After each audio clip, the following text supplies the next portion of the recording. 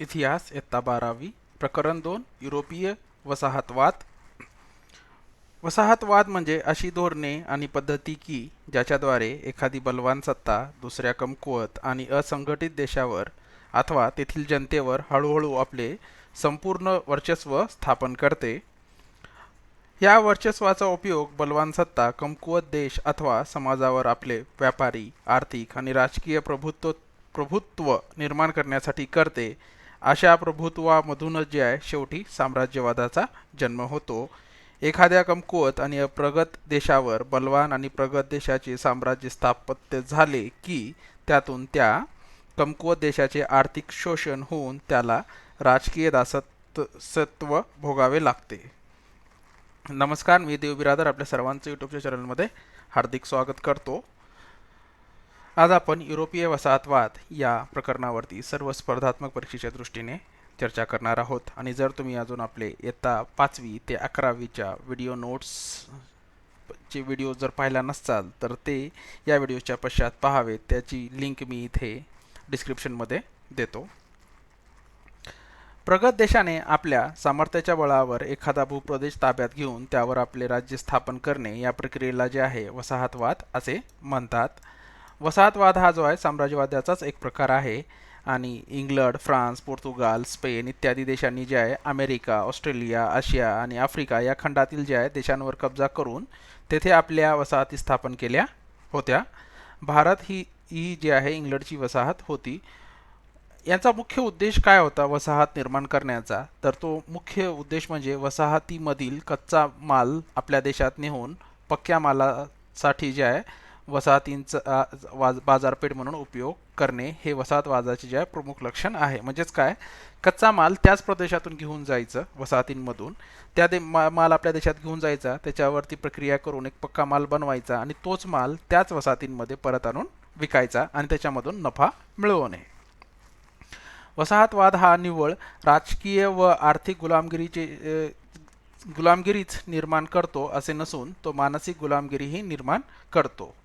वसाहतवादी देशांची जे आहे वंशश्रेष्ठत्ववादी विचारसरणी आणि वागणुकीच्यामुळे जे आहे वसाहतींमधील लोकांच्या मनात न्यूनगंड निर्माण झाला. त्यांना जे आहे स्वतःच्या संस्कृती व इतिहासाबद्दल जे आहे कमीपणा वाटायला लागला, त्यांचा आत्मविश्वास नष्ट झाला.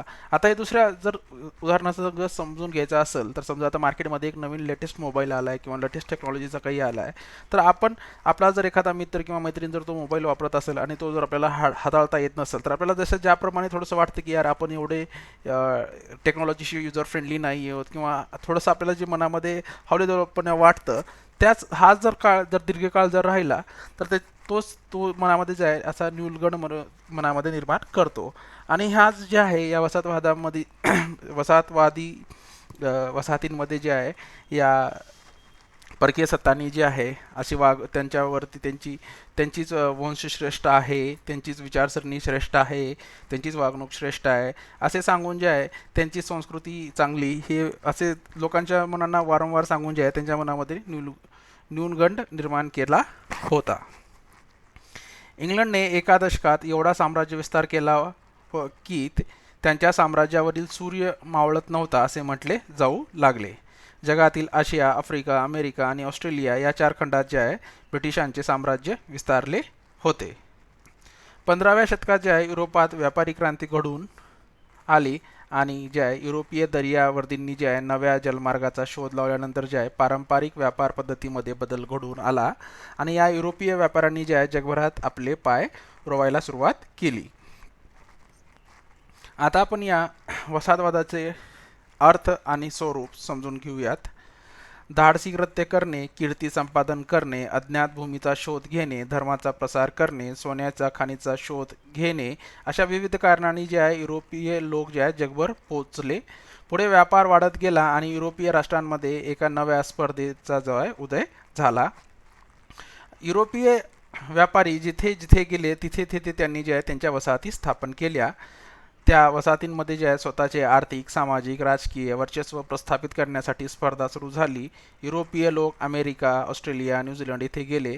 तेथे त्यांना राहण्यास जे आहे अनुकूल हवामान होते, म्हणजे कसं थोडेसे थंड वातावरण तिथे होते. परंतु अशा खंडात जे आहे त्यांना हवामानाशी जुळून समजून घेणे अवघड गेले. हवामान अनुकूल असो किंवा नसो, म्हणजे कसंही जरी हवामान जरी असलं तरी युरोपीय लोकांनी जे आहे स्थानिकांना जे आहे हुसकावून लावले.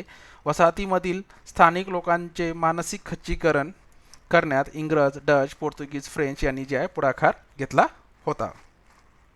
19व्या शतकाच्या उत्तरार्ध जे आहे इंग्लंडचा व्यापार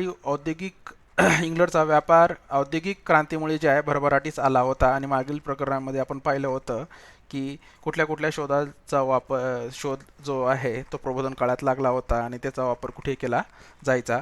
आरमारी सामर्थ्याच्या म्हणजेच काय नेव्ही फोर्सच्या जोरावर इंग्लंडने जे आहे आशिया आणि आफ्रिका खंडातील राष्ट्रांवर जे आहे आपले वर्चस्व प्रस्थापित केले. व्यापारातून जे आहे अतिरिक्त नफ्याची गुंतवणुकीसाठी वसाहत आणि वसाहतींशी व्यापार, त्यातून नफा, अशी ही जी आहे ती साखळी चालूच होती. म्हणजे माल त्याच वसाहतीमधून घ्यायचा आणि आपल्या देशात घेऊन जायचा आणि तोच माल परत त्या वसाहतींना विकायचा आणि अशा वसाहती आणखी जास्त शोधायच्या. इंग्लंडप्रमाणेच फ्रान्स, बेल्जियम, इटली आणि जर्मनी हे देशही जे आहेत वसाहती स्थापन करण्यात आघाडीवर होते. वसाहतवादाच्या उदयाची कारणे आपण काय आहेत ती जाणून घेऊयात. औद्योगिक क्रांतीमुळे जे आहे वसाहतवादाला चालना मिळाली. म्हणजेच काय तर माल मोठ्या प्रमाणावर बनवला जाऊ लागला आणि तेवढा माल जो आहे त्यांच्या देशामध्ये विकणे किंवा त्याची खप करणे हे जे आहे ते शक्य नव्हते. आधुनिक यंत्रामुळे ज्या उत्पन्नात प्रचंड वाढ झाली. देशांतर्गत बाजारपेठेत सगळे उत्पादन खपणे शक्य नव्हते. अतिरिक्त उत्पादन खपवण्यासाठी जे आहे नव्या बाजारपेठांची गरज होती. यासाठी हक्काची बाजारपेठ आणि हुकुमी वर्चस्व आवश्यक होते. नंतर दुसरं कारण कच्च्या मालाची गरज. व्यापारी स्पर्धेत जे आहे अन्य स्पर्धक राष्ट्रांपेक्षा स्वतःचा मालाचा उत्पादन खर्च कमी ठेवणे आवश्यक होते. म्हणजेच काय कॉम्पिटिशन जर जास्त पाहिजे असेल मार्केटमध्ये किंवा आपला जर प्रोडक्ट जास्त विकायचा असेल तर आपण आजही पाहतो की त्याची जी आहे प्राईस कमी ठेवली पाहिजे. स्वतःची मक्तेदारी निर्माण करण्याची आवश्यकता. मालाचा उत्पादन खर्च कमी व्हावा म्हणून जे आहे कच्चा माल स्वस्त किमतीत मिळवणे गरजेचे होते. त्यासाठी वसाहतींवर जे आहे निर्विवाद वर्चस्व प्रस्थापित करणे युरोपातील राष्ट्रांना आवश्यक होते. आजही आपण सद्यस्थितीमध्ये पाहू शकतो की बाबा भारतामध्ये बनवलेले प्रॉडक्ट किंवा इतर देशांमध्ये बनवलेले प्रॉडक्ट यांच्या किमती आणि चीनमधून एखादी जर वस्तू भारतात आलेली असेल विकायला किंवा इतर कुठल्याही देशामध्ये जर गेली असेल तर त्याच्या किमतीमध्ये आपण फरक समजू शकतो. म्हणजेच काय गरजेपुरतीच फक्त थोडी वस्तू द्यायची, त्याची क्वालिटी कशी जरी असली तरी त्याच्यावरती ते भर द्यायचे नाहीत. म्हणजे किंमत कमी ठेवून माल विकणे. अतिरिक्त भांडवलांची गुंतवणूक. औद्योगिक क्रांतीनंतर युरोपातील भांडवलदार वर्ग अधिकच श्रीमंत झाला. अतिरिक्त भांडवल गुंतवणुकीसाठी जे आहे त्यांनी सुरक्षित बाजारपेठांचा शोध घ्यायला सुरुवात केली. या दृष्टीने जे आहे आर्थिकदृष्ट्या अप्रगत वसाहतींमधील बाजारपेठ जे आहे अधिक सुरक्षित होती. अतिरिक्त भांडवलाने जे आहे वसाहतवादांच्या उदयाला आणि विकासाला जे आहे चालना दिली. खनिज साठे. याचं मुख्य कारण जे आहे वसाहतवादाचं जर म्हणायला गेलं तर खनिज साठे. आशिया आफ्रिका खंडातील देशांमध्ये जे आहे सोने, हिरे, चांदी, कोळसा यांचे नैसर्गिक जे आहे साठे मोठ्या प्रमाणावर होते. त्यामुळे जे आहे युरोपमधील व्यापाऱ्यांना जे आहे आशिया आफ्रिकेतील प्रदेशाचे जे आहे आकर्षण होते. भौगोलिक महत्त्व. आशिया आफ्रिका खंडातील काही प्रदेश भौगोलिकदृष्ट्या मोक्याच्या स्थानावर आहेत हे युरोपीय राष्ट्रांच्या लक्षात आले. अशा प्रदेशांपैकी जे आहे Malta, Gibraltar, Aden, Singapore, Andaman Nicobar यांसारखे प्रदेश जे आहे इंग्लंडने स्वतःच्या वर्चस्वाखाली आणले. आता मजुरांची उपलब्धता. युरोपीय व्यापाऱ्यांना जे आहे मोठ्या प्रमाणावर आणि स्वस्तात मजूर मिळवण्याची गरज होती आणि ते त्यांच्या देशामध्ये मिळणं शक्य नव्हतं. ही गरज जी आहे ती त्यांनी जे आहे वसाहतीमधून भागवली. यातूनच पुढे जे आहे गुलामांचा व्यापारास वाढीस लागला. वंशश्रेष्ठत्वाची कल्पना. आफ्रिका आणि आशिया खंडातील जनतेला जे आहे सुसंस्कृत करण्यासाठी जबाबदारी आपणावरच आहे अशी भूमिका युरोपीय जे आहे वसाहतवाद्यांनी घेतली. या भूमिकेतूनच जे आहे ख्रिस्ती धर्माच्या प्रसाराला चालना दिली गेली. यातूनच जे आहे वसाहतवाद अधिक वाढीस लागला.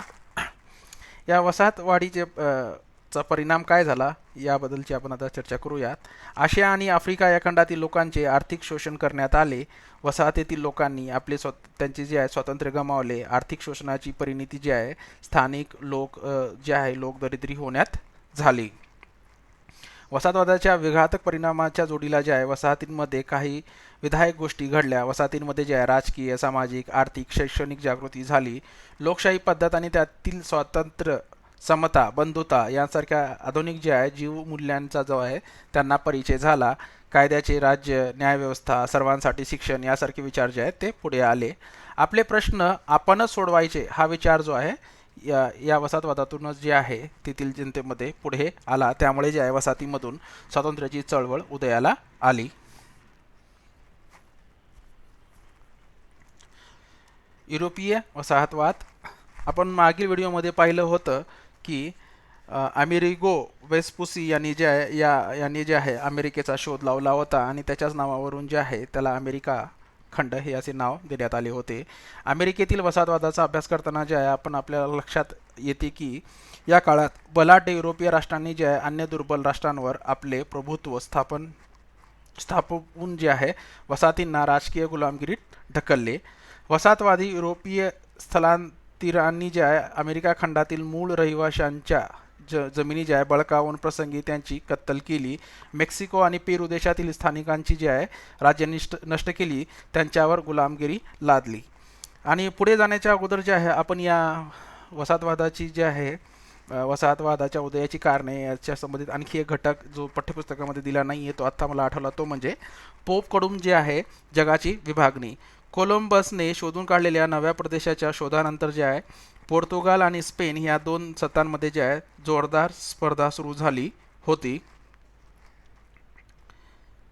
ही स्पर्धा अधिक विकोपाला म्हणजे एकदम कडेला अंतिम ह्याला टप्प्याला जाऊ नये म्हणून जे आहे ख्रिस्ती धर्म प्रमुख पोप 6वा अलेक्झांडरने जे आहे इसवी सन 1493 साली जे आहे नव्याने शोधण्यात आलेल्या देशांची दोन गोलार्धात जे आहे विभागणी केली. त्यानुसार जे आहे ॲझर बेटांच्या पश्चिमेकडे जे आहे आपण मागच्या व्हिडिओमध्ये पाहिलं होतं की आफ्रिका खंडातील दोन प्रदेशांचा हेनरी यांनी जो आहे तो शोध लावला होता. त्यातीलच हा एक प्रदेश होय ॲझर बेट. पश्चिमेकडे 350 लीग अंतरापासून एक रेषा कल्पून तिच्या पश्चिमेकडील सर्व प्रदेश स्पेनला दिला. त्या रेषेच्या पूर्वेकडल्या सर्व प्रदेशावर जे आहे पोपने पोर्तुगालचा जो आहे हक्क मान्य केला होता.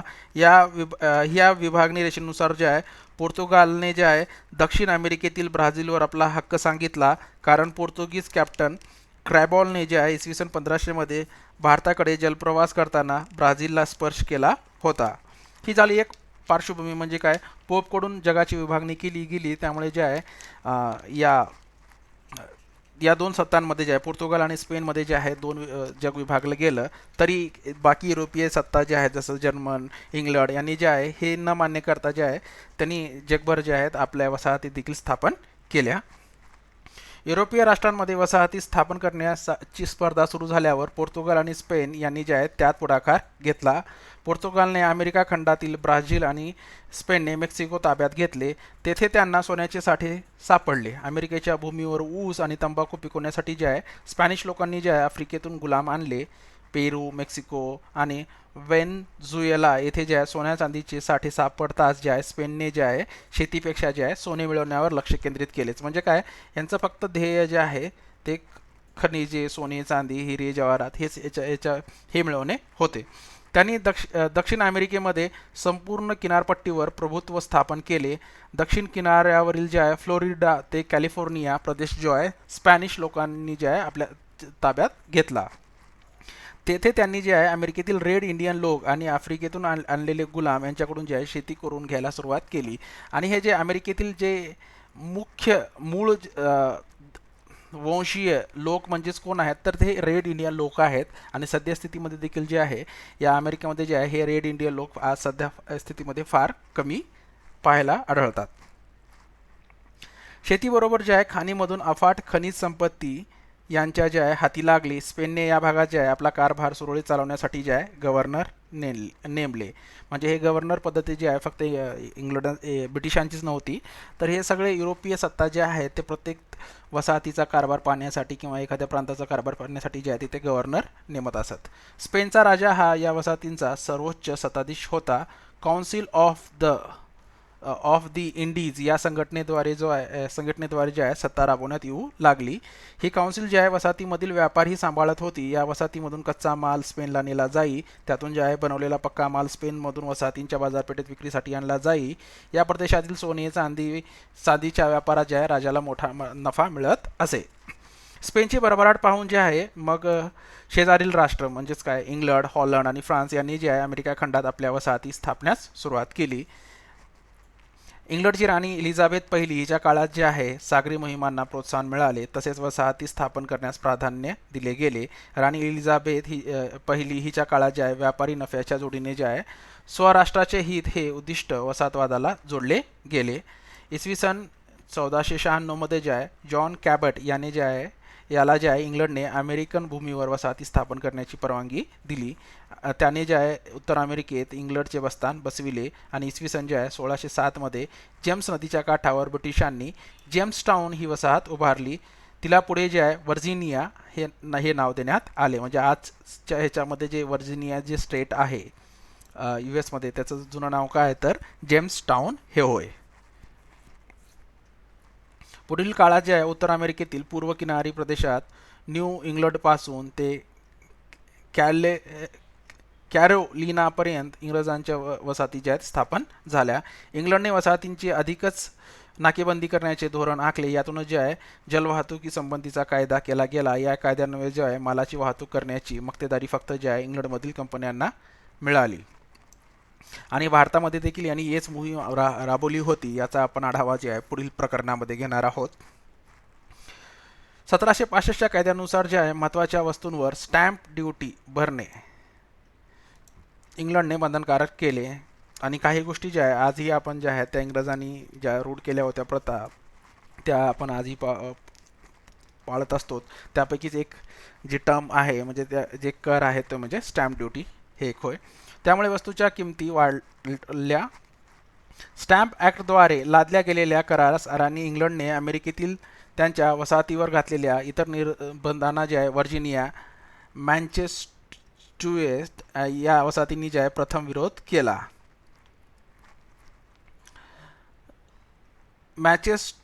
मॅसेच्युसेट्समधील बोस्टन या शहरात जे आहे 5 मार्च 1770 रोजी ब्रिटिश आणि सैनिकांच्या गोळीबारात काही लोक जे आहे ठार झाले. त्यामुळे जे आहे बोस्टनमध्ये असंतोष वाढला आणि 1773 मध्ये जे आहे सर्व वसाहतींनी स्वातंत्र्याची मागणी केली.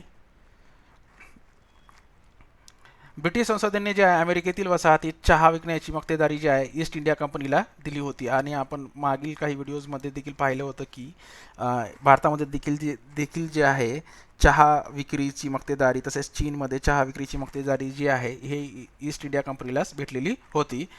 वसाहतीवरील निर्बंध इंग्लंडने रद्द करावेत. वसाहतींना त्यांचा राज्यकारभार करण्याची स्वायत्तता द्यावी अशी मागणी तेथील नागरिक करू लागले. इंग्लंडने जे आहे याला नकार देताच वसाहतींनी जे आहे इंग्लंडच्या मालावर बहिष्कार टाकला आणि 1773 मध्ये बोस्टन बंदरात स्थानिक जनतेने निषेध दर्शवण्यासाठी जे आहे ईस्ट इंडिया कंपनीकडून आलेल्या चहाच्या पेट्या समुद्रात फेकल्या.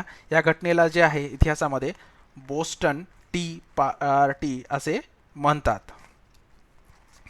ही एक जे आहे जगाच्या इतिहासातील एक महत्त्वाची घटना मानली जाते. या पार्श्वभूमीवर जे आहे अमेरिकेतील ब्रिटिश वसाहतींची सभा निर्माण करण्यात आली. म्हणजेच काय कॉन्टिनेंटल काँग्रेस निर्माण करण्यात आली आणि 1774 मध्ये फिलाडेल्फिया येथे या वसाहतींचे जे अधिवेशन भरले. त्यांनी जे आहे ब्रिटनमधील मालाच्या आयात निर्यातीला जे आहे विरोध केला आणि ब्रिटिश माल वापरू नये असा निर्णय घेतला. यातूनच जे आहे अमेरिकेतील वसाहतींनी जे आहे वसाहतवादाविरुद्ध जे आहे लढा पुकारला. अमेरिकेतील 13 ब्रिटिश वसाहतींनी एकत्र येऊन आपण इंग्लंडच्या सत्तेपासून स्वतंत्र झाल्याचे जाहीर केले आणि 4 जुलै 1776 रोजी जे आहे स्वातंत्र्याचा जाहीरनामा हा दस्तावेज संमत करण्यात आला. हा दस्तावेज जो आहे थॉमस जेफरसन याने तयार केला होता. जेफरसनने जीवन जगणे, स्वातंत्र्य आणि आनंद मिळवणे हे मानवाचे 3 निसर्गसिद्ध हक्क असल्याचे व ते कोणालाही हिरावून घेता येणार नाही असे नमूद केले होते. आणि आपल्या काही मागील जर इतिहासाचे काही आपण इत्तेचे जर प्रकरणं पाहिले तर त्याच्यामध्ये आपल्याला जे आहे स्वातंत्र्याचा जाहीरनामा हा वेगळ्या शब्दामध्ये सांगण्यात आला. तो म्हणजे सर्व माणसे जन्मतः समान आहेत. प्रत्येकाला जगण्याचा, स्वातंत्र्याचा आणि सुखाचा उपभोग घेण्याचा हक्क आहे. जनता सार्वभौम आहे असे विचार जे आहे या जाहीरनाम्यात मांडण्यात आले. स्वातंत्र्याचा जाहीरनामा प्रसिद्ध झाल्यावर जे आहे ब्रिटिश सैन्य आणि 13 वसाहतींमधील नागरिक यांच्यात लढाया होत राहिल्या. सरतेशेवटी जे आहे सॅराटोगा येथील लढाईत जे आहे ब्रिटिश सैन्याचा निर्णायक पराभव झाला. फ्रेंचांनी ही जे आहे वसाहतीच्या संघर्षात जे आहे अमेरिकेंना जे आहे मदत केली आणि 1789 मध्ये जे आहे स्पेन अमेरिकेच्या बाजूने युद्धात उतरले. वसाहतींचा प्रमुख सेनापती जॉर्ज वॉशिंग्टन ने जे आहे इंग्रजांचा पराभव केला. इंग्रजांचा सेनानी जो आहे लॉर्ड कॉर्नवॉलिस शरण आला आणि हा लॉर्ड कॉर्नवॉलिस जो आहे याच्यानंतरच जो आहे तो भारतामध्ये आला होता. अमेरिका स्वतंत्र झाली. मानवाचे निसर्गसिद्ध हक्क नाकारणाऱ्या राज्यकर्त्यांविरुद्ध लढण्याच्या जनतेला हक्क असतो हे अमेरिकेने जगाला दाखवून दिले. राजाविना राज्य ही अमेरिकेने जगाला दिलेली एक महत्त्वपूर्ण देणगी आहे. म्हणजेच काय, राजाविना राज्य चालू शकते हा नवीन विचार अमेरिकेच्या स्वातंत्र्य युद्धाने दिला आणि असं भाष्य जे आहे अमेरिकेचे पहिले राष्ट्राध्यक्ष जे आहे जॉर्ज वॉशिंग्टन यांनी केले होते. अमेरिकेजवळील कॅनडा प्रदेश जो आहे 1763च्या पॅरिस तहानुसार इंग्रजांकडे गेला. त्यांनी जे आहे पुढे कॅनडाला जे आहे संघराज्याचा दर्जा दिला आणि इंग्लंडसारखी द्विगृही संसद दिली. इंग्रजांनी जे आहे कॅनडामध्ये एक राजप्रतिनिधी नेमला होता. ऑस्ट्रेलिया आणि न्यूझीलंड 18व्या शतकात ज्या ऑस्ट्रेलिया खंडात इंग्लंडमधून हद्दपार केलेल्या गुन्हेगारांची पहिली वसाहत स्थापन करण्यात आली. म्हणजेच काय, जसं आपण भारतीय इतिहासात म्हणतो की काळ्या पाण्याची शिक्षा करण्यात येत होती, तर त्याच अनुषंगाने जे आहे काळ्या पाण्याची शिक्षा ज्या गोऱ्या लोकांना केली जायची त्यांना जे आहे ऑस्ट्रेलिया आणि न्यूझीलंड इथे जे आहे त्यांना पाठवले जात असे, हद्दपार केले जात असे. पुढे 19व्या शतकात जे आहे ऑस्ट्रेलियात इतर स्वतंत्र प्रदेशाचे वसाहतीकरण झाले. त्याखेरीज जे आहे टॅम्सानिया बेट आणि न्यूझीलंडमध्ये जे आहे वसाहती स्थापन केल्या गेल्या. 1900 मध्ये जे आहे टॅस्मानिया बेट ब्रिटिश राज्यांतर्गत जे आहे साम्राज्यांतर्गत जे आहे अंतर्भूत करून म्हणजे समावेश करून स्वयंशासित असे ऑस्ट्रेलियाचे प्रजासत्ताक राज्य स्थापन करण्यात आले. त्यांना जे आहे इंग्लंडप्रमाणे द्विगृही संसद देण्यात आले. इंग्लंडच्या राजाने जे आहे ऑस्ट्रेलियातील राजप्रतिनिधीला म्हणून जे आहे गव्हर्नर जनरलची नेमणूक केली. ऑस्ट्रेलियात फक्त युरोपीय नागरिकांना स्थलांतरित म्हणून जाण्याची परवानगी होती. म्हणजेच काय, फक्त जे युरोपीय लोक आहेत त्यांना जे आहे फक्त ऑस्ट्रेलिया जाण्याची परवानगी होती. न्यूझीलंडचा साम्राज्याअंतर्गत स्वयंशासित देशाचा दर्जा 1907 मध्ये देण्यात आला. न्यूझीलंडमधील वसाहतींनी जे आहे लोकशाही पद्धतीचा अवलंब केला. आणि इथे एक बाब लक्षात ठेवा, कुठले राष्ट्र जे आहेत कधी स्वतंत्र झाले याच्यावरती देखील जो आहे आयोग एखादा प्रश्न विचारू शकतो. जसे की आयोग जे आहे 4-5 नावं ऑप्शन्समध्ये देईल आणि त्यांना जे आहे ते देश जे आहे कधी स्वातंत्र्य झाले त्यांच्या चढत्या किंवा उतरत्या क्रमाने देखील प्रश्न विचारू शकतो. त्या अनुषंगाने जे आहे हे इंग्लंडच्या वसाहती किंवा इतर युरोपीय देशांच्या वसाहती कधी स्वतंत्र झाल्या याबद्दल देखील माहिती असणे महत्त्वाचे आहे. सार्वत्रिक मताधिकार, सरकारी मालकीची रेल्वे, आग व अपघाताचा विमा, वृद्धांसाठी निवृत्ती वेतन, कामगारांना कामावर जखमी व मृत झाल्यास नुकसान भरपाई या गोष्टी ज्या आहे 1900 पूर्वीच न्यूझीलंडमध्ये राबवल्या गेल्या. ही एक बाब जी आहे न्यूझीलंडबद्दल एक महत्त्वाची आहे. आशिया इतर युरोपीय वसाहतवादांच्या आक्रमणांपासून वसाहतींचे संरक्षण करणे आणि सीमावर्ती प्रदेशांमध्ये व्यापाराचा विकास करून स्वार्थ साधणे हे इंग्रजांचे उद्दिष्ट होते. आपण हे याचा मागवा देखील मागे घेतलेला आहे. म्यानमार भारताचे ईशान्येकडील शेजारी राष्ट्र म्हणजेच म्यानमार, त्याचे पूर्वीचे नाव जे आहे ब्रह्मदेश किंवा त्याला बर्मा असे देखील संबोधले जाते.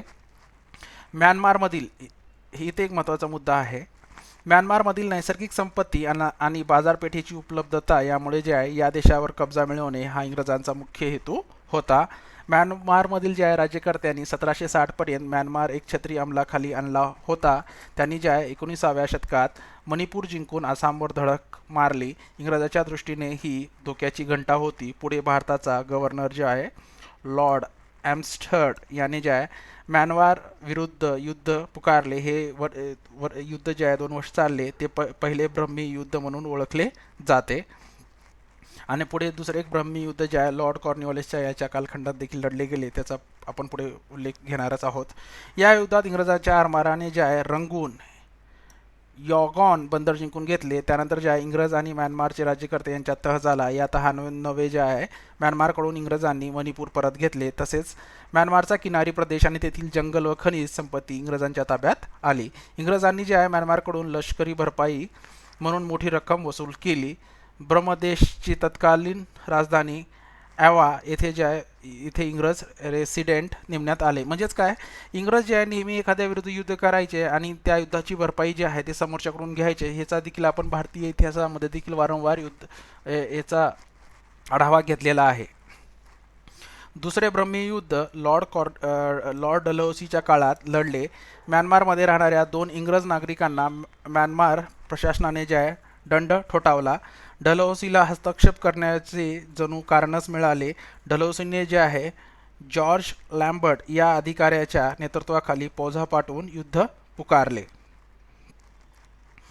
ब्रह्मी सैन्याचा पराभव झाला. रंगून, पेगू, प्रोम ही ठिकाणे ज्या इंग्रजांनी जिंकून घेतली. पेगूचा प्रदेश इंग्रजांनी त्याच्या साम्राज्यात विलीन केला. या विजयामुळे ज्या इंग्रजांचा म्यानमारच्या किनाऱ्या प्रदेशावरील जो आहे किनारपट्टीवरील प्रभाव वाढला. म्यानमार विरुद्धच्या या लढाईत ज्या इंग्रजांच्या सैन्यात भारतीय सैनिकांचा देखील समावेश होता. या युद्धाचा खर्चाचा भारसुद्धा जे आहे भारतीयांवर टाकण्यात आला.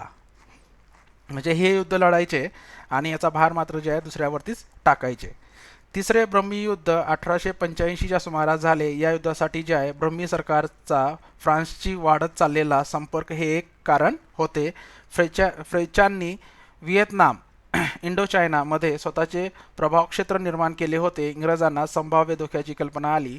त्यापूर्वी जे आहे म्यानमारचा राजा थिबा याने जे आहे इटली व जर्मनी या देशांशी व्यापार करार करण्याचा प्रयत्न केला होता.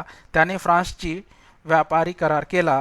अशातच जे आहे थिंबा राजाने जे आहे बॉम्बे वर्मा ट्रेडिंग कॉर्पोरेशन या ब्रिटिश व्यापारी संस्थेला दंड ठोठावला. ही देखील एक बाब जी आहे ती महत्त्वाची आहे. म्यानमारमधील कुठल्या राजाने जे आहे बॉम्बे बर्मा ट्रेडिंग असोसिएशनला जे आहे दंड ठोठावला होता. लॉर्ड डफरीन याने जे आहे म्यानमारशी लढण्यासाठी सैन्य पाठवले. या युद्धात जे आहे इंग्रजांनी मंडाले हे शहर जिंकले. थिबा राजा जो आहे इंग्रजांना शरण आला आणि उत्तर म्यानमार जो आहे इंग्रज साम्राज्याचा भाग बनला. 1935च्या कायद्यान्वये जे आहे इंग्रजांनी जे आहे म्यानमार भारतापासून वेगळा केला. म्हणजेच म्यानमारचं कारभार त्यांनी जे आहे सेपरेट केलं. भारतीय स्वातंत्र्य लढ्यापासून प्रेरणा घेऊन जानेवारी 1948मध्ये जे आहे म्यानमार स्वतंत्र झाला. आणि आयोग असाही प्रश्न विचारू शकतो की बाबा इंग्रजांच्या आधिपत्याखाली असलेल्या वसाहती ज्या आहेत, मग त्यात भारत, म्यानमार, इतर जे वसाहती होत्या तेही कधी स्वतंत्र झाले. यांचा क्रमानुसार त्यांची मांडणी करा, चढत्या किंवा उतरत्या असाही प्रश्न विचारू शकतो. नेपाळ. हिमालयाच्या कुशीत वसलेले नेपाळ हे एक छोटेसे राष्ट्र आहे. ब्रिटिशांनी आपले प्रतिनिधी नेपाळमध्ये पाठवले होते, परंतु ज्या ब्रिटिशांना फारसा प्रतिसाद मिळाला नाही. त्यातूनच जे आहे इंग्लंड विरुद्ध नेपाळाशी 2 युद्धे झाली होती. नेपाळी 10 ते 12,000 तर इंग्रजांची फौज जी आहे 30,000च्या पुढे होती. नेपाळवर ज्या इंग्रजांनी आक्रमण केले, नेपाळी सैन्यांनी ज्या इंग्रजांना जिरीस आणले. इंग्रजांनी जे आहे 1816मध्ये नेपाळचा मकवानपूर येथे पराभव केला. त्यानंतर जे आहे झालेल्या तहानुसार जे आहे इंग्रजांनी तराई, कुमाऊ, गढवाल ही प्रदेश ताब्यात घेतले. काठमांडू येथे जे आहे इंग्रज रेसिडेंट जे आहे नेमला गेला आणि 1923मध्ये इंग्रजांनी जे आहे नेपाळच्या सार्वभौमत्वाला मान्यता दिली. सिक्कीम. भारताच्या आसपासचा प्रदेश आपल्या वर्चस्वाखाली आणणे हे ब्रिटिशांचे उद्दिष्ट होते. भारताच्या उत्तर सीमेवर भूटान, बंगाल, नेपाळ आणि तिबेट यांनी वेढलेले सिक्कीम हे एक छोटेसे राष्ट्र होते, म्हणजे आजही आहे. 1815मध्ये सिक्कीमच्या राजाने जे आहे दार्जिलिंग भोवतालचा प्रदेश ब्रिटिशांकडे जे आहे सुपूर्द केला, म्हणजे स्वाधीन केला. त्या मोबदल्यात जे आहे राजाला ब्रिटिशांकडून वार्षिक तनखा सुरू झाला. पुढील आपण अभ्यास करण्याच्या अगोदर जे आहे इथे काही एक महत्त्वाच्या काही बाबी इथे दिलेल्या आहेत, त्या देखील एक बोनस नोट्स म्हणून आपण त्याचा अभ्यास करू शकतो. इंग्रजांनी जे आहे देश ताब्यात घेतल्यानंतर जे आहे तेथील राजा थिबा याला कैद केले. त्याने भविष्यात पुन्हा उठाव करू नये आणि त्याचा प्रजेशी काही संबंध राहू नये म्हणून जे आहे ब्रिटिशांनी त्याला भारतात महाराष्ट्रातील रत्नागिरीच्या परिसरात आणले. राजाला नजरकैद ठेवण्यासाठी त्यांनी जे आहे 3 मजली प्रशस्त राजवाडा उभारण्यात आला. राजवाड्याच्या तळमजल्यावर जे आहे संगमरवरी फरशीचे सभागृह आहे.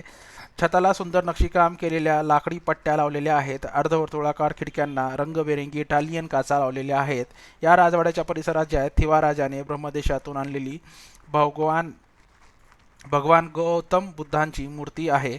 पूर्वी दिल्लीचा बादशाह बहादूर शाह यास जे आहे 1857च्या स्वातंत्र्य लढ्यात भाग घेतल्याबद्दल इंग्रजांनी जे आहे ब्रह्मदेशातील यॉगॉन येथे पाठवले होते. बादशहाचा जो आहे तिकडेच मृत्यू पावला. योगायोगाची गोष्ट म्हणजे पुढे याच रत्नागिरी जिल्ह्यात जन्मलेल्या लोकमान्य टिळकांना राष्ट्रीय चळवळीपासून दूर ठेवण्यासाठी ब्रह्मदेशातील मंडालेच्या कारागृहात जे आहे 6 वर्ष ठेवले गेले होते. तेथे जे आहे टिळकांनी गीता रहस्य हा ग्रंथ रचला. पुढे जे आहे नेताजी सुभाषचंद्र बोस यांना सुद्धा जे आहे इंग्रज सरकारने मंडालेच्या तुरुंगात ठेवले होते. म्हणजे जर एखाद्या विशिष्ट राष्ट्राच्या व्यक्तीला जर पकडले गेले किंवा कारागृहात ठेवायचं असेल तर ते त्या देशात न ठेवता दुसऱ्या देशात ठेवत असत. पुढे जे आहे लॉर्ड डलहौसी याने जे आहे सैन्य पाठवून सिक्कीमचा आणखी काही प्रदेश ताब्यात घेतला. त्यामुळे जे आहे सिक्कीम जे आहे इंग्रज व्यापाऱ्यांसाठी खुले झाले. त्यामुळे जे आहे भारत तिबेट व्यापारावरील जकातीचे अधिकार इंग्रजांना मिळाले. 1686 मध्ये जे आहे तिबेटी लोकांनी जे आहे सिक्कीमवर ताबा मिळवण्याचा प्रयत्न करतात इंग्रजांनी जे आहे तिबेटी लोकांविरुद्ध कारवाई केली आणि 1890 मध्ये जे आहे ब्रिटिश चीन तहानुसार जे आहे सिक्कीम इंग्रजांचे सुरक्षित राष्ट्र असल्याचे मान्य करण्यात आले. दार्जिलिंग परिसरातील चहाचे मळे सुरक्षित ठेवणे इंग्रजाच्या दृष्टीने महत्त्वाचे होते. सिक्कीमला जे आहे मध्यगत राष्ट्र म्हणजेच काय बफर झोन म्हणून त्याचे अंतर्गत प्रशासन व परराष्ट्र धोरण इंग्रजांनी स्वतःच्या ताब्यात घेतले. परंतु सिक्कीमचा दर्जा मात्र एक स्वतंत्र राज्य म्हणून राहिला. 1975 मध्ये सिक्कीमच्या जनतेने भारतीय संघराज्यात सामील होण्याच्या बाजूने मतदान केले आणि त्यानुसार जे आहे सिक्कीमला भारतीय संघराज्यात घटक राज्याचा दर्जा मिळाला. भूटान भारताच्या उत्तर सीमा भागात आणि सिक्कीमच्या पूर्वेला भूटान हा देश आहे. या प्रदेशाचे भौगोलिक आणि व्यापारी महत्त्व जाणून वॅरेन हेस्टिंग ही नावं देखील जी आहेत महत्त्वाची आहेत. याने जे आहे भूटानशी मैत्रीचे संबंध प्रस्थापित केले. त्यामुळे जे आहे बंगाल ते तिबेट हा भूटानच्या प्रदेशातून जाणारा व्यापारी मार्ग खुला झाला. 1841 मध्ये जे आहे ॲश्ले एडन याने जे आहे भूटानविरुद्ध आक्रमक पवित्रा घेतला आणि पुढे चलून जे आहे 1865 मध्ये जे आहे भूटान विरुद्ध इंग्रजांचे युद्ध झाले. त्यानंतर झालेल्या तहानुसार जे आहे भूटानने जिंकून घेतलेले प्रदेश ब्रिटिशांच्या हवाली करणे आणि त्या मोबदल्यात ब्रिटिशांनी जे आहे भूटानच्या राजाला वार्षिक तनखा देणे या 2 गोष्टी ठरवल्या गेल्या. आणि एखादा तह काय झाला आणि त्या तहातील अटी काय होत्या यावरती देखील जे आहे आयोगाने प्रश्न विचारलेला आहे. हे तुम्ही मागील काही वर्षाच्या प्रश्नपत्रिका चाळल्यानंतर तुमच्या लक्षात येईल. त्या अनुषंगाने देखील या बाबी लक्षात ठेवत चला. 1910च्या तहानुसार भूटानच्या राजाने संरक्षण व परराष्ट्र धोरणाचे अधिकार जे आहे इंग्रजांना दिले. इंग्रजांनी जे आहे भूटानच्या अंतर्गत कारभारात ढवळाढवळ न करण्याचे मान्य केले. 8 ऑगस्ट 1949 रोजी भारत आणि भूटान यांच्यामध्ये झालेल्या करारान्वये जे आहे भूटानचे परराष्ट्र धोरण आणि संरक्षणासंबंधीचे धोरणे यामध्ये भारताची भूमिका सल्लागार राष्ट्राची आहे. तिबेटचा प्रदेश दलाई लामांच्या प्रभावाखाली होता. रशियाला अटकाव करणे आणि स्वतःचा व्यापार वाढवणे यासाठी जे आहे तिबेटच्या प्रदेशावर जे आहे इंग्रजांची नजर होती. लॉर्ड कर्झनच्या काळात इंग्रजांच्या फौजा तिबेटच्या राजधानीत म्हणजेच काय लासापर्यंत पोहोचल्या होत्या.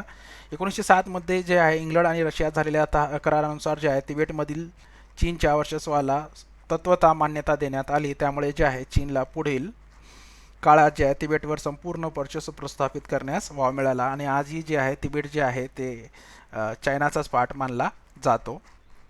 आफ्रिका आशिया खंडाप्रमाणे जे आहे आफ्रिका खंडातील जे आहे युरोपीय प्रवासी पोचले. घनदाट जंगले, विस्तीर्ण सरोवरे, दलदल आणि वाळवंटे यांनी युक्त असणारा आफ्रिकेचा परिसर जे आहे युरोपीय लोकांसाठी अनोळखी होता.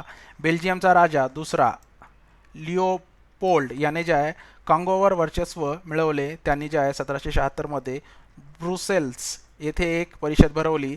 तेथे जे आहे युरोपातील भूगोलशास्त्रज्ञ आणि संशोधक एकत्र आले आणि आफ्रिकेत ज्ञानाचा प्रसार व्हावा म्हणून international association for the exploration and civilization of central Africa या नावाची संस्था स्थापण्याचे जे आहे या परिषदेत ठरले. आफ्रिकेत आपल्यासाठी कोणत्या संधी आहेत याचा विचार करण्यासाठी जे आहे 1844 मध्ये बर्लिन येथे युरोपीय राष्ट्रांची एक परिषद भरली.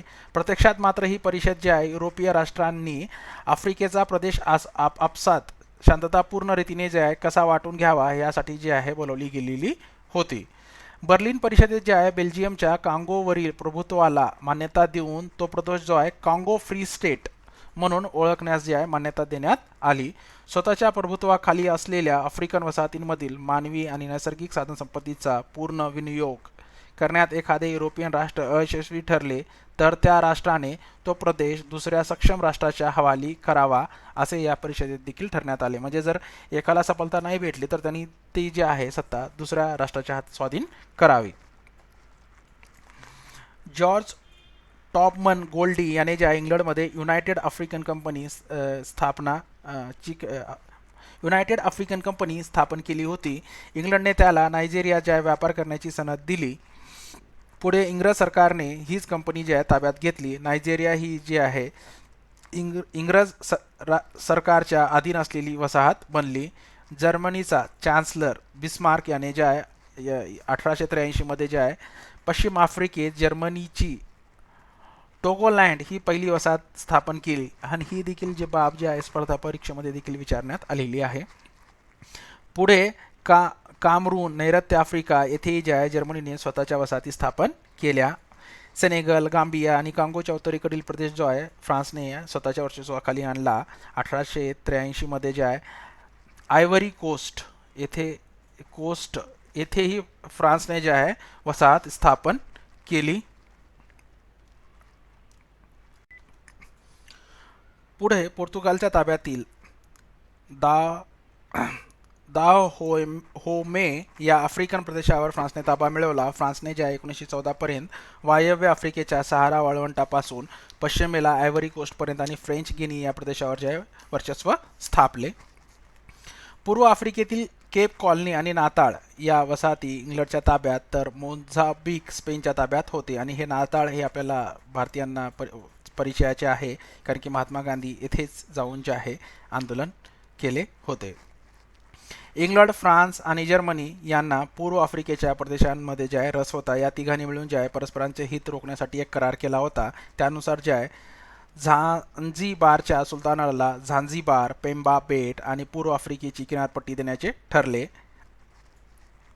मादागास्कर बेट फ्रान्सला तसेच आफ्रिकेच्या किनारपट्टीचा उत्तरेचा भाग जो आहे इंग्लंडला आणि दक्षिणेचा भाग जर्मनीला द्यायचा ठरले. त्यामध्ये जे आहे 1897 मध्ये जर्मनीने जे आहे जर्मन ईस्ट आफ्रिका कंपनीकडून पूर्व आफ्रिकेतील प्रदेश स्वतःकडे घेतला. इंग्लंडने जे आहे झांझिबार, पेंबा बेट आणि न्यासालँड म्हणजेच मालावी हे ब्रिटिश संरक्षित प्रदेश म्हणून जाहीर केले. इंग्लंडच्या प्रभावाखालील प्रदेश जो आहे ब्रिटिश ईस्ट आफ्रिका या नावाने ओळखला जाऊ लागला.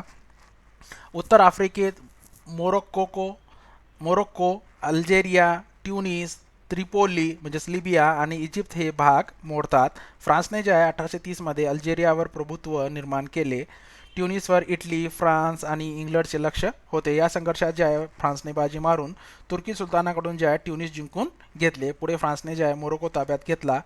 इटलीने त्रिपोली आणि सायरेनिका जिंकून घेतले. इजिप्तच्या भूमीत जे आहे इंग्लंड आणि फ्रान्स दोघांनाही जे आहे रस होता.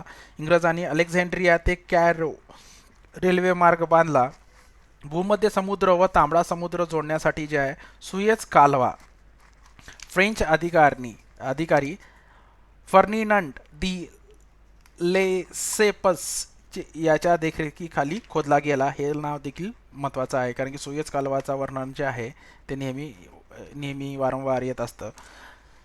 सुरुवातीला हा सर्व खर्च जो आहे इजिप्त करत होता. सुएझ कालव्याचा खर्च एवढा वाढला की इजिप्तला त्यासाठी कर्ज घ्यावे लागले आणि कर्जावरचे व्याजही फेडता येईना म्हणून जे आहे सुएझ कालवा कंपनीने जे आहे समभाग शेअर्स विक्रीसाठी काढले. इंग्लंडने जे आहे त्यातील समभागांना जे आहे काही भाग विकत घेतला. त्यामुळे जे आहे सुएझ कालव्यावर जे आहे इंग्लंडचे वर्चस्व निर्माण झाले. पुढे 1922 मध्ये जे आहे इजिप्त स्वतंत्र झाला. ही सुएझ कालव्याशी संबंधित बाब जी आहे एक अनोखी बाब जी आहे, फक्त इथेच मला पहिल्यांदा वाचता आली. म्हणजे ह्या सुएझ कालवा बांधण्याचा खर्च, सुएझ कालवा जरी इजिप्तवाले लोक बांधत असले किंवा खर्च उचलत असले तरी त्यांचा हे इंग्रजांच्या आधिपत्याखाली कसं गेलं याचं कारण जे आहे इथे आहे. सुदान हा इजिप्तच्या दक्षिणेकडील देश इजिप्तचा मांडलिक होता. इजिप्तवरील वर्चस्वाच्या आधारे जे आहे इंग्लंडने जे आहे सुदानवरील हक्क मागितला. म्हणजे इजिप्त जिंकला म्हणजेच काय, ते म्हणतात की सुदानही आम्ही जिंकला. सुदानमधील स्थानिक सत्तांनी जे आहे या गोष्टीच विरोध केला. आपले सैन्य सुदानमध्ये विनाअडथळा नेण्याची सोय व्हावी म्हणून जे आहे इंग्लंडने युगांडा ते सुदानपर्यंतचा रेल्वे मार्ग तयार करण्यास सुरुवात केली. नाईल नदी इजिप्तची जीवनदायिनी होती, आजही आहे. तिचा उगम सुदानमध्ये असल्याने सुदानवर ताबा असणे इंग्लंडच्या जे आहे दृष्टीने महत्त्वाचे होते. फ्रान्सने सुदानवरील इंग्लंडचा जो आहे हक्कास मान्यता दिली. त्या बदल्यात जे आहे पश्चिम आफ्रिकेत स्वतःला काही सवलती घेतल्या. म्हणजेच काय, हे एखाद्याला म्हणायचे की हा तुझा प्रदेश, पण जे आहे फ्रीमध्ये काही देत नव्हते, त्याच्या मोबदल्यात ते दुसरीकडे काही ना काही आपल्या सवलती घेत असायचे. स्थानिक जनतेचा विरोध लक्षात न घेता शस्त्रास्त्राच्या बळावर इंग्लंडने जे आहे सुदानवर वर्चस्व प्रस्थापित केले. आफ्रिकेच्या दक्षिण भागात केप कॉलनी व नाताळ या भागांवर ज्या ब्रिटिशांचे वर्चस्व होते, तर ऑरेंज फ्री स्टेट व ट्रान्सवाल या प्रदेशावर ज्या डच लोकांचे वर्चस्व होते. अशा बाबी थोड्याशा महत्त्वाच्या आहेत, जसं की जर आफ्रिका खंडामध्ये जर मॅक्झिमम पार्टवरती किंवा जास्तीत जास्त प्रदेशावरती जर एखाद्या जे आहे सत्ता असेल आणि तेथील काही भागावरती जर एका दुसऱ्या सत्तेची जर सत्ता असेल तर त्या बाबी ज्या स्पर्धात्मक परीक्षेच्या दृष्टीने महत्त्वाच्या ठरतात. जोहान्सबर्ग येथे सोन्याच्या खाणी सापडल्यामुळे ज्या युरोपातील राष्ट्र या भागाकडे आकर्षित झाली. 1909 पर्यंत दक्षिण आफ्रिकेतील आपल्या वर्चस्वाखाली वसाहतींचे एकत्रीकरण करून त्यांना युनियन ऑफ साऊथ आफ्रिका असे नाव इंग्लंडने दिले. याच काळात जे आहे पोर्तुगालने अंगोलाच्या भागात आपले वर्चस्व निर्माण केले. गिनी कोस्टलमधील काही बेटे, मोरोकोचा काही भाग स्पेनच्या वर्चस्वाखाली आला. आतापर्यंत जे आहे आपण युरोपीय वसाहतवादाच्या इतिहासाचा आढावा घेतला आहे आणि पुढील पाठामध्ये जे आहे युरोपीय वसाहतवादाचा भारतावरील प्रभाव म्हणजेच काय, भारत आणि युरोपीय वसाहतवाद याचा अभ्यास करणार आहोत. आणि आपण आता इथे जे आहे स्वाध्यायाचा देखील अभ्यास करणार आहोत, जेणेकरून आपल्या लक्षात येईल की आयोग कशा प्रकारचा प्रश्न विचारू शकतो. आणि मी सांगितलेल्या बाबी जसे की जे हायलाईट करून सांगितलं की या स्पर्धात्मक परीक्षेच्या दृष्टीने या महत्त्वाच्या आहेत, त्या कशा याचा आपण इथे जे आहे थोडक्यात एक आढावा घेऊयात. स्वातंत्र्याचा जाहीरनामा आपण पाहिलं होतं की थॉमस जे आहे जेफरसन यांनी मांडला होता आणि त्यांनी सांगितलं होतं की सर्व माणसे जन्मतः समान आहेत, प्रत्येकाला जगण्याचा, स्वातंत्र्याचा आणि सुखाचा उपभोग घेण्याचा हक्क आहे, जनता सार्वभौम आहे, असे विचार या जाहीरनाम्यात मांडण्यात आले होते. आणि दुसरे ब्राह्मी युद्ध जे आहे ते आपण म्हटलं होतं की लॉर्ड डलहौसी याच्या काळात लढले गेले होते. आणि इथे जे आयोगाने जे आहे इथे गटातील चुकीची जोडी दुरुस्त करून लिहा असं म्हटलं होतं. टोगोलँड इथे जे आहे आपण पाहिलं होतं की जर्मनीचा चान्सलर बिस्मार्क याने 1883 मध्ये जे आहे पश्चिम आफ्रिकेत जर्मनीची पहिली वसाहत स्थापन केली होती, ती म्हणजे टोगोलँड. त्यामुळे हा पर्याय बरोबर आहे. इजिप्त हा ब्रिटिश वसाहतीचाच एक पार्ट होता. ऑरेंज फ्री स्टेट जो आहे ही डच वसाहत होती. आणि आपण इथे म्हटलं होतं, आत्ताच म्हटलं होतं की ऑरेंज फ्री स्टेट हे असं जेव्हा इंग्लंडची सत्ता असताना देखील जिथे थोडासा पार्ट जो आहे तो डचांच्या स्वाधीन होता. आणि इथे आयव्हरी कोस्ट हे जे आहे इथे पोर्तुगीज वसाहत नसून ही जी आहे इथं फ्रेंच वसाहत ह्याचं करेक्ट उत्तर असेल. अमेरिकेच्या दक्षिण किनाऱ्यावरील फ्लोरिडा व ते कॅलिफोर्नियाचा प्रदेश या सत्तेच्या ताब्यात होता. तर हे आपल्याला माहिती आहे की हे स्पॅनिश सत्तेच्या आधिपत्याखाली होता. आणि आपल्याला आपण हेही पाहिलं होतं की एलिझाबेथ पहिली ही या इंग्लंडच्या राणीच्या काळात जे आहे इंग्लंडच्या सागरी मोहिमांना जे आहे प्रोत्साहन मिळाले होते. त्याचबरोबर आपण पाहिलं होतं की म्यानमारवर कब्जा मिळवणे हे ब्रिटिशांचे उद्दिष्ट होते, कारण की म्यानमारमधील नैसर्गिक साधनसंपत्ती आणि हक्काची बाजारपेठ यावर ताबा मिळवणे हे ब्रिटिशांच्या दृष्टीने महत्त्वाचे होते. हा व्हिडिओ तुम्हाला कसा वाटला? या व्हिडिओमध्ये पाठ्यपुस्तकाच्या बाहेर जाऊन सांगितलेल्या नोट्स तुम्हाला किती उपयुक्त वाटल्या हे आम्हाला कमेंट बॉक्समध्ये कमेंट करून नक्की कळवा. आणि जर तुम्ही अजून आपल्या यूट्यूब चॅनलला सबस्क्राईब केलेले नसाल तर सबस्क्राईब करायला आणि बेल आयकॉनला क्लिक करायला विसरू नका, जेणेकरून अशाच उपयुक्त व्हिडिओची माहिती सर्वप्रथम आपल्यापर्यंत नोटिफिकेशनद्वारे पुरवली जाईल. धन्यवाद.